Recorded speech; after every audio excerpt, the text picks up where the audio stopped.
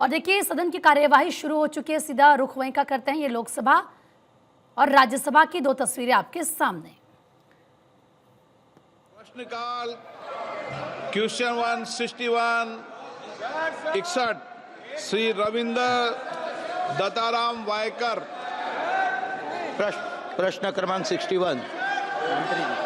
माननीय मंत्री महोदय,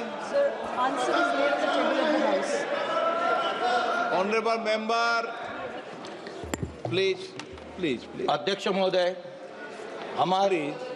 प्लीज हमारे देश के आदिवासी क्षेत्रों, ग्रामीण इलाके और विशेष रूप से विमुक्त जातियों पीवीटीजी के मातृ मृत्यु दर एमएमआर की स्थिति बहुत ही चिंताजनक है।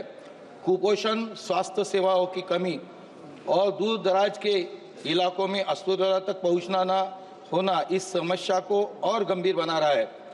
प्रश्न मेरा सरकार से प्रश्न है, सरकार राष्ट्रीय स्वास्थ्य मिशन यानी एनएचएम के तहत कई योजनाएं चला रही है, लेकिन आदिवासी और ग्रामीण इलाकों में रहने वाली महिलाओं को इसका पूरा लाभ नहीं मिल पा रहा है। इसलिए मैं माननीय मंत्री जी से जानना चाहता हूं कि क्या सरकार ग्रामीण, आदिवासी और विमुक्त जातियों की महिलाओं के लिए विशेष स्वास्थ्य योजना लाने पर विचार कर रही है? क्या सरकार इन क्षेत्रों में मोबाइल हेल्थ क्लिनिक, टेलीमेडिसिन सुविधा और पोषण योजनाओं को बढ़ावा देने के लिए कोई ठोस कदम उठाएगी? धन्यवाद अध्यक्ष महोदय।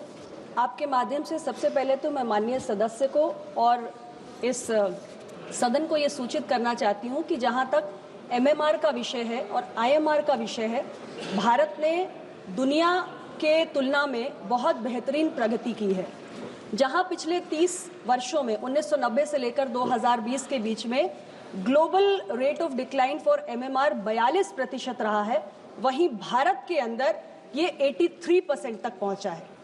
और इसके साथ ही जो इन्फेंट मोर्टेलिटी रेट है sir, global rate of decline 55% रहा है, लेकिन भारत में इसकी गिरावट की दर 69% रही है। और ये सब संभव हुआ है जो हमने कॉम्प्रिहेंसिव मेजर्स चलाए हैं नेशनल हेल्थ मिशन के तहत, जहां हम राज्य सरकारों को और यूटी एडमिनिस्ट्रेशंस को फाइनेंशियल और टेक्निकल सपोर्ट देते हैं। महिलाओं के और बच्चों के हेल्थ आउटकम्स को इम्प्रूव करना, ये इस पूरे हमारे कार्यक्रम का फोकस रहता है। और इसमें हम जननी सुरक्षा योजना, जननी शिशु सुरक्षा कार्यक्रम, प्रधानमंत्री सुरक्षित मातृत्व अभियान, ऐसे तमाम कार्यक्रम चलाते हैं जिसके माध्यम से हमारी कोशिश रहती है कि हमें बेटर हेल्थ आउटकम्स मिल सके और एमएमआर आईएमआर में डिक्लाइन हो। जो प्रश्न स्पेसिफिकली माननीय सदस्य ने आदिवासी या दूर दराज के इलाकों के लिए उठाया है, उसके संबंध में मैं उन्हें सूचित करना चाहती हूँ कि हमारे स्पेशल आउटरीच कैंप्स चलाए जाते हैं जिसमें मोबाइल मेडिकल टीम्स भी इन दूर दराज के इलाकों में जाती हैं, और जहां हम जो गर्भवती महिलाएं हैं उनको भी ट्रेस करते हैं, ट्रैक करते हैं, उन्हें तमाम जो सुविधाएं हम दे रहे हैं वो सुविधाएं उनको देने की कोशिश करते हैं। और उसमें बहुत सारी हाई रिस्क प्रेगनेंसीज भी होती हैं जो कई बार हम आइडेंटिफाई करते हैं, जिससे कि हम एमएमआर और आईएमआर को कम कर सकें और मैटरनल और इन्फेंट हेल्थ आउटकम्स को हम इम्प्रूव कर सकें। Honourable member, please supplementary.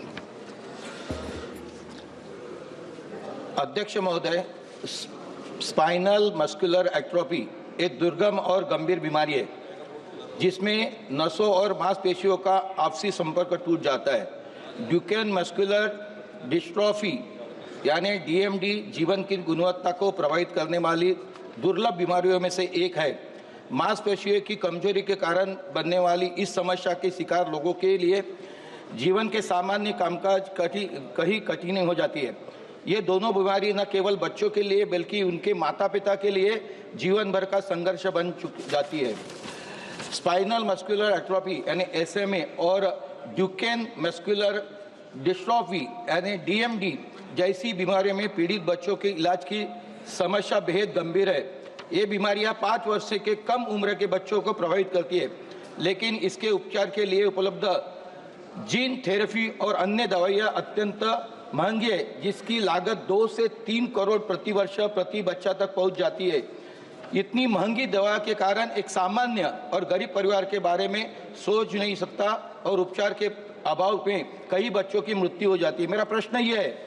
मेरा मंत्री से प्रश्न यह है, क्या सरकार जीन थेरेपी और SMA DMD जैसी बीमारियों के लिए सस्ते इलाज उपलब्ध करने हेतु कोई विशेष योजना लाने पर विचार कर रही है और इसके लिए NHM के तहत एक समर्पित रेयर डिसीज ट्रीटमेंट फंड बनाने की कोई योजना है क्या, जिससे जरूरतमंद परिवारों को वित्तीय सहायता मिल सके। माननीय सदस्यगण, मैं पुनः आग्रह कर दूं,